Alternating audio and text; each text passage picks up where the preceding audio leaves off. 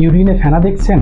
অনেকে ভাবে এটা স্বাভাবিক, আবার অনেকে ভাবে আমার কিডনি নষ্ট হয়ে গেছে। আসল সত্যটা কি? শুধু ইউরিনের ফেনা দেখেই কখনো কিডনি রোগ বোঝা যায় না, বরং এর জন্য সুনির্দিষ্ট কিছু টেস্ট আছে, যেটি অনেক সময় কিডনির ক্ষতি ক্রিয়েটিনিন বাড়ার আগেই বোঝা যায়।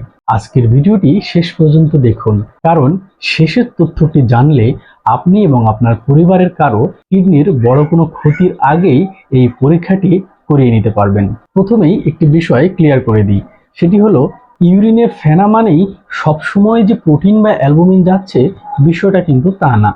নর্মাল ফিজিওলজিক্যাল কন্ডিশনেও ইউরিনে ফেনা হতে পারে। অনেক সময় দ্রুত প্রস্রাব করলে, আবার ডিহাইড্রেটেড বা পানি শূন্যতায় থাকলে ইউরিনে ফেনা হতে পারে। দেখা যাচ্ছে যে টয়লেট ক্লিনারের কারণেও ইউরিনে সাময়িক ফেনা হতে পারে, তবে এই ফেনাগুলো ফ্ল্যাশ করলে বা কিছুক্ষণ পরেই মিলিয়ে যাবে। কিন্তু যদি আপনি দেখেন বারবার ফেনা হচ্ছে, ফেনাটা দীর্ঘ সময় থাকছে, অনেক সময় ফ্ল্যাশ করার পরেও থেকে যাচ্ছে, আপনার পা এবং মুখ ফোলা, সাথে আপনার ডায়াবেটিক্স বা উচ্চ রক্তচাপের মতো রোগ আছে, তাহলে বিষয়টি গুরুত্বের সাথে দেখে এই পরীক্ষাটি করে নেওয়া উচিত। এখন প্রশ্ন হলো, কি টেস্ট করব? অনেকেই শুধু ইউরিনারি বা ইউরিনের রুটিন এক্সামিনেশন করে থাকেন, কিন্তু এই রুটিন এক্সামিনেশনে প্রোটিন ধরা পড়লেও শুরুর দিকের যে সমস্যা সেটি আসলে ধরা পড়ে না।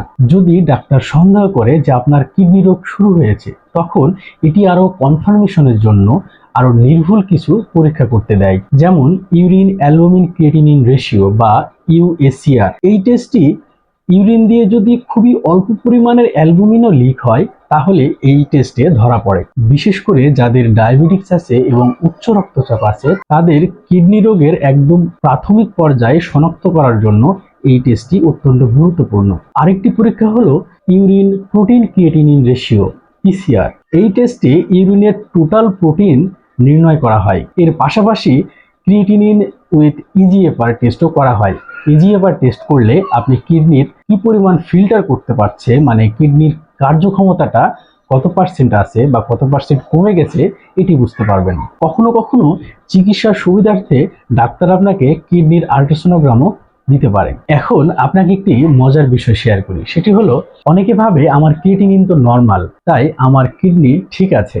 এই জায়গাতেই সবচেয়ে বড় ভুল হয় আমাদের। অনেক ক্ষেত্রে কিডনির প্রাথমিক ক্ষতি শুরু হলেও ক্রিয়েটিনিন স্বাভাবিক থাকে। ঠিক তখনও যদি এসিআর টেস্ট করা হয়, তাহলে ইউরিনের সামান্যতম অ্যালবুমিন যদি লিক হয়, যাকে বলে মাইক্রো অ্যালবুমিন, সেটি ধরা পড়ে। তাই বিশেষ করে যাদের ডায়াবেটিক্স আছে এবং উচ্চ রক্তচাপ আছে, এবং যদি কারো পরিবারের কিডনি ডিজিজের ইতিহাস থাকে, তাহলে ডক্টরের পরামর্শ নিয়ে মাঝে মাঝেই তাদের এই টেস্টগুলো করে নেওয়া উচিত। মনে রাখবেন, ইউরিনে ফেনা মানে আপনার কিডনি একবারে নষ্ট হয়ে যায়নি। আবার এটি অবহেলা করাও উচিত না। সঠিক সময়ে সঠিক পরীক্ষা করলে আপনার কিডনি রোগের শুরুতেই সেটি শনাক্ত করা সম্ভব, এবং সেটি রিভার্স করাও সম্ভব।